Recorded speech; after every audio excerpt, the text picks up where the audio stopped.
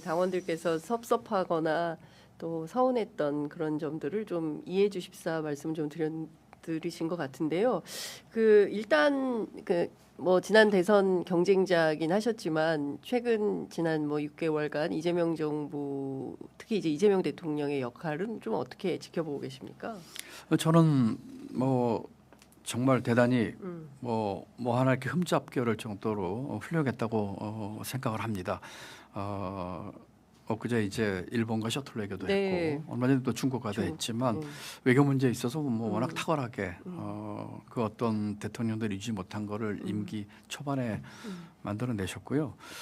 경제 쪽에 아무래도 제가 관심이 많으니까요. 경제 쪽에 있어서도 그 과거, 현재, 미래에 있어서 그 혁혁한 성과를 냈다고 생각합니다. 과거란 말씀은 경제에 있어서 가장 독이 불확실성이거든요. 예. 그 불확실성을 이제 내란 종식과 또 안정적인 국정 운영의 기틀을 만들므로써 이제 과거에 대한 걸 정리를 하셨고 현재에 대한 것은 지난해 확대 재정을 통해서 윤석열 정부가 그 균형 재정이라는 미명을 했지만 사실 긴축 재정하면서 경제와 민생을 완전히 도외시하고 거꾸로 갔거든요. 그런 면에서 이제 확장 재정을 통해서 또 관세 타결이라는 걸 통해 가지고 현안 문제 해결을 잘했다는 점에서는 현재에 대한 것, 미래에 대한 것은 뭐 아무래도 이제 AI를 포함해서 또 앞으로 우리의 미래 먹거리 문제. 또 아까 말씀드린 외교를 통해서 한미 관계, 한중 관계, 한일 관계 이런 것들이 지금 우리를 둘러싸고 있는 앞으로의 이제 경제를 결정하는 중요한 변수들이거든요. 네. 그래서 미래, 현재, 과거에 대한 것을 잘 정리를 하셨다 이런 생각을 하고요. 또 제가 이렇게 업무 보고나 또 타운홀 미팅도 제가 직접 참여해봤습니다만 네. 그 정책에 대한 이해도나 그 순발력이나 뭐 이런 등등을 봤을 적에 지난 6개월 동안 정말로 많은 일을 하셨고 만족 그 이상의 성과를 냈다라고 저는 뭐 네. 평가를 합니다. 만족 이상의 성과를 냈다. 네.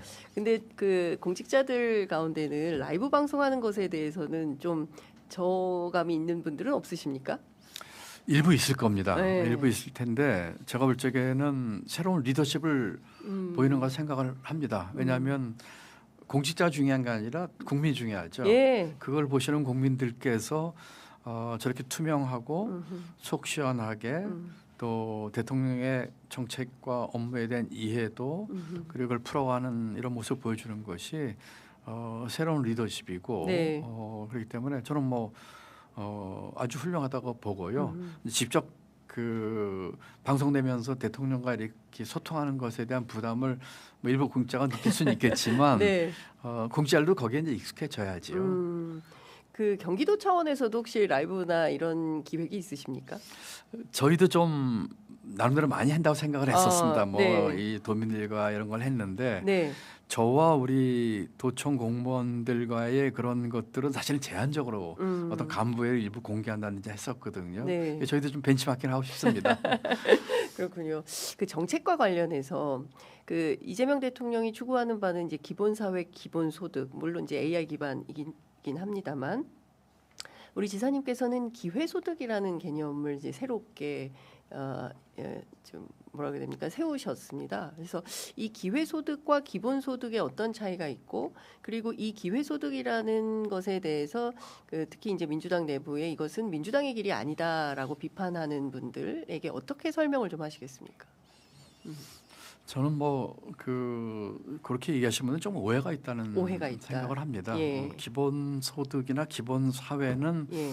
그 우리 사회의 그 아직 그 기본적인 생활의 문제나 인간으로서의 최선의 존엄을 유지하기 위한 것으로 당연히 뭐 해야 되는 것이고요. 예. 기본 소득은 앞으로 이제 일의 미래와 관련해서 산업과 또 일의 미래와 관련해서 일하는 소수와 일 안 하는 다수의 네. 사회를 상정을 해서 가야 할 길입니다. 그리고 그런 점에서는 우리가 가야 될 길이고 이재명 대통령께서 경기도 지사할 적에 거기에 대한 시범 사업으로 그 연천에 그 한 면을 네. 기본 소득을 실시를 했고 네. 제가 그것을 이어받아서 하고 있고 이번엔 더 확대를 하고 있거든요. 확대하고 있다. 네, 연천군 전체로 확대를 하고 있거든요. 예. 기회소득은 어떻게 보면 조건부 기본소득과 비슷한 개념이고 학자론도 또 그렇게 얘기하는 분이 많습니다. 조건부 기본소득. 기본소득으로 예. 하시는 분들이 많이 계십니다. 예를 들면은 우리 사회에서 그 가치를 창출하는데 그 시장에서 제대로 그 대가나 돈으로 보상받지 못하는 것들에 대해서 저희가 기회소득을 주고 네. 있거든요. 예. 기본소득을 하려면 이제 그 무차별적으로 모든 분들이 줘야 때문에 재정의 한계가 있기 때문에 네. 그 중에 일부분을 먼저 시작을 하는 것이죠. 음흠.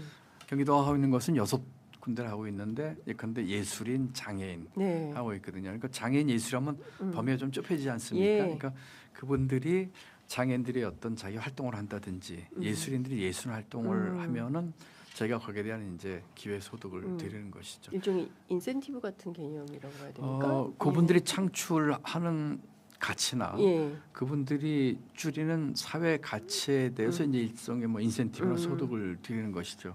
이런 것들이 이제 점점 확산되고 보편화하게 되고 하면 그게 이제 기본소득이 되는 것이거든요. 네, 네. 그렇기 때문에 그 철학 자체는 저는 뭐 서로 상반되거나 상충되는 거라고 생각하지는 않고 있고요. 경기도에 그 한정된 재원으로 이제 그런 분들로부터 이렇게 펼쳐 나가겠다. 네. 그것이 또 어떤 분들은 그걸 참여 소득이라고도 부르시는 분도 네, 네. 계세요. 예. 그렇기 때문에 조건부 기본소득과 비슷한 개념으로 보시면 좋겠고요. 기본 사회는 이제 그보다 훨씬 더 광범위한 개념이 있죠. 네. 예를 들어서 소득뿐만 아니라 그 모든 면에서 인간의 존엄으로 누려야만 하는 것들에 대한 것이기 때문에 그거는 네. 뭐 우리 정부나 경기도가 지향하는 바와 틀리지 않다고 생각합니다. 네. 그 어쨌든 이제 참여 소득 또 조건부 기본 소득 네, 또는 기회소득. 기회 소득. 그러니까 이제 큰 틀에서는 대동소이하다 이렇게 보면 되겠습니까? 네, 그리고 지금은 뭐 예술인이나 장애인이지만 좀 직업군별로 이렇게 점차 확산될 수도 있겠습니까? 지금 여섯 네. 그 그룹을 대상으로 하고 있거든요. 예. 아까 말씀 장애인, 예술인, 그다음에 농촌의 청년이나 귀농인, 네. 또 이 동네에서 하는 이 돌봄 같이 하시는 분들, 예. 뭐 이런 분들한테 하고 있어서 그 좀 장려하고 싶은 사회적 가치를 창출하는 분들 우선적으로 하지만 네. 한정된 재원 때문에 그런 분들 먼저 시작을 하고 이런 것들을 이제 확대해 나가는. 네. 네. 그리고 궁극적으로는 이제 예.